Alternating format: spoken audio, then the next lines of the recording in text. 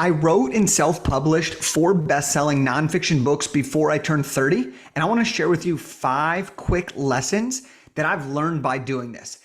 Now, I want to also mention that not only have I done this and these are lessons I've learned, but these are lessons that we give to other people to help them write their own books in record timing and producing record results. And so the first lesson, I told you this would be quick. The first lesson, we're jumping straight into it. The first lesson is writing a book doesn't have to take years. When I was growing up, I always had this thought that once I was successful, once I had made it, once I had made the money, once I had achieved a certain amount of success, only then could I write book. And the reason for that was because I needed to wait till I had something to say. I needed to wait till I had time so that I could just only focus on writing a book. But the truth is, after writing these 4 books, I've realized that writing a book doesn't have to take years. Writing a book doesn't have to stop you from being a present family member. It doesn't have to stop you from being a great partner to your significant other. Writing a book doesn't have to stop you or take you out of the day-to-day of running your business. And as a matter of fact, I wrote my first book within 6 months. I wrote my second book while traveling the world running 2 different businesses. I wrote my third book after changing my entire business model and during the pandemic. And I wrote my fourth book in 17 days and launched within 87 days. So the reason I want to start here is that one of the lessons I've learned is that writing a really great book, writing and producing and launching a really, really great nonfiction book, it doesn't have to take years. All right. Part of this is dependent on your writing speed, the content that you have, the coach, the team that you're working with, the groups that you're getting support from. Like, it doesn't have to take years. And I've realized that for myself. And I've seen bunch of our clients get books done, writing them in less than 30 days and launching them within 4 to 6 months. Okay. Quick lesson number 2 is you don't have to be the best writer. I've learned this. One of my biggest insecurities when I launched my first book was that I'm not a writer. I didn't believe I was a writer. I didn't believe my writing was good. And what I've learned after writing these 4 books is you don't have to be the best writer to have a really great or really successful book. And as a matter of fact, what I've really realized is that when people are looking for nonfiction books these days, and people tell me this all the time, is they don't really care how well written it is per se, as long as there's not a bunch of mistakes, of course. But what they're really looking for is, does this speak to me? Can I relate to this person? Does it feel like this person understands me? And so I really want to stress this, and this is a lesson that I've learned, which really helps me with the imposter syndrome, or really helps me understand, like, I don't have to be the best writer, because people want what I have to share. They want the knowledge, and is it actually going to help them? And so the other thing I want to share is, you don't have to be the best writer, because you can hire your team. Okay. You can hire a writing coach. You can hire a editor. You can hire a formatter. Okay. You can hire all different types of people at all different phases of your book to help improve your writing. All right. And so I think this is something that's a huge lesson that I've learned. And another thing that I've heard, and this is a phrase that I love to use, is you don't have to have the best written book. Okay. It's called the best-selling book for a reason. All right. And so I think that's a huge thing that helped me take a breath, is that you don't have to have the best written book to be a bestseller. Okay. And I will tell you this, and then we'll wrap up this one, is I'm still not the best writer. I don't plan on being the best writer. Of course, I get better because I practice my writing with all these books. But at the end of the day, I'm not the best writer. I don't plan to be the best writer. What I plan to be is someone who can deliver a message through the form of a book to help somebody get a result based on my knowledge and my stories. And that's what I want you to take away from this. That is the key of this lesson. Lesson number 3 is your story matters. Okay. Your story matters. And it took me a while to understand how pivotal this really was. But the truth is, you're probably writing a book that has competitors, which is great. That means people are already buying these types of books. You have people that are legends in your niche, and they probably have books. Amazing. But your story matters. And it matters not only for you, but it matters for the audience. And here's why. Nobody has your experiences. Nobody has your story. Nobody's gone through what you've gone through from your lens. And there are always people going through things that need a different perspective. And so your story matters to a reader because it can give them results. It can help them feel that they're not alone. It can give them a new perspective, and it can give them somebody who can be a role model for them. All right. I'll be honest with you. I had a thought that who cares about my story? Like, I probably shouldn't include my stories in my books because I haven't done enough, or I'm not a leading thought leader. But the truth is, after I realized this, because every one of my books has different stories, and people pinpoint different stories, and they're like, oh my gosh, Jake, I heard this from XYZ, but when you said it, it finally clicked, right? Your story matters. And then your story matters to you. Okay, because one, once you share your story in the form of a book, you have more confidence.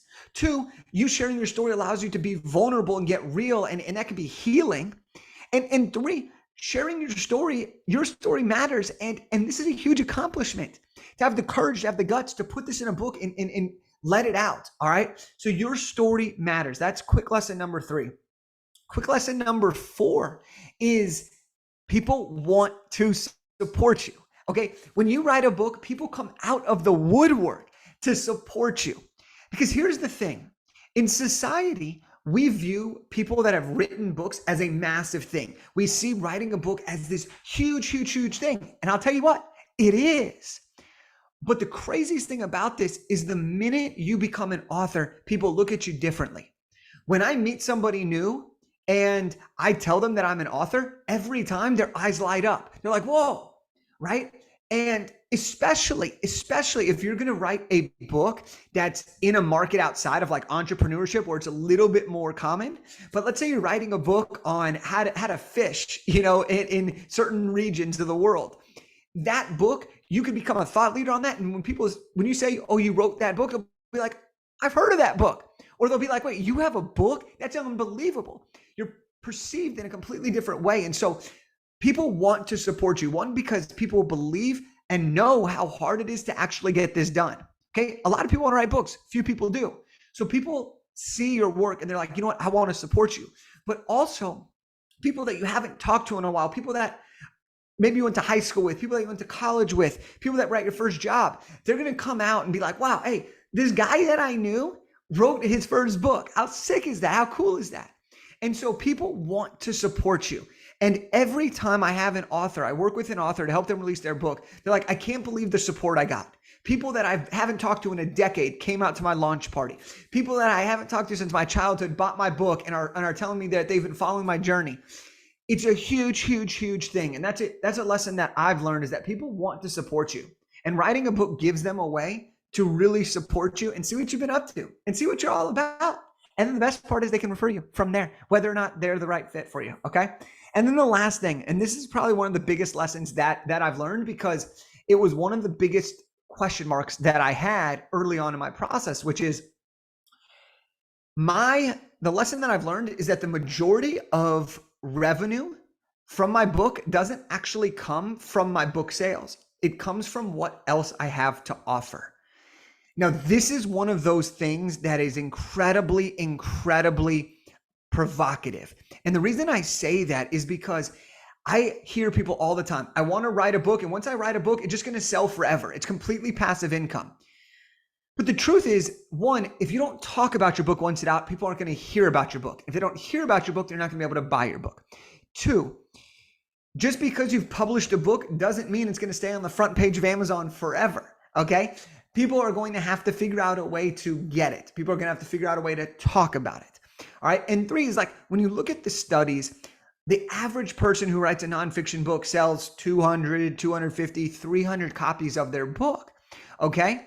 And you're not going to make a crazy amount of money off that. Now, that's for the majority. There are some people where book sales is their number one revenue channel, and that's amazing. I call that book sale money very nice. All right. I call it Borat money because it's very nice. But my whole thing with this is that, for me, the lesson that I've learned is that book sales, the money that I make from book sales every month from Amazon, is bonus. I can use that money to reinvest in marketing my book. I can use that money for a fancy dinner for me and my girlfriend. I can use that money for whatever I want, right? And of course, I can save some and do whatever I want with that money, right? You have that choice. And also, it depends on how much it is, right? Some people are going to make thousands and thousands of dollars every single month from your book. That'd be sweet. Some people are going to make hundreds of dollars. Some people are going to make a few dollars. It depends on your strategy. But the lesson that I've learned for me is that book sales isn't my number one revenue channel from my book. The other ways that I've made revenue from my book is through coaching clients. I've had people read my book and then pay me $20,000 to coach them. I've had people read my book and then hire me to speak for thousands of dollars. I've had people read my book, hire me to speak, and then I sell 1,000 copies of my book at the speaking event. I've turned books into courses. I created a live event based on my book. And for me, okay, and these are lessons that I've learned, is that for me, book sales isn't my number one revenue channel. It's a great bonus, but the truth for me is I give away my book more times than I try to sell it because I know what the business of books really produces for me. And so these are 5 lessons that I've learned after writing 4 bestsellers before 30 years old and by helping dozens and dozens of other people do the same thing for them. So I hope that like one of these 5 lessons kind of hit the switch for you. And maybe that's inspiring you to take the next step. Well, if it is, guess what? Don't buy my book. Grab a free copy of my book and learn it. It's called Big Idea to Bestseller and read through that. But these are some of the things to think about that will help you move faster in your book writing process, give you more confidence to go after your book dream, and ultimately to just make it happen. So get after it and let's go.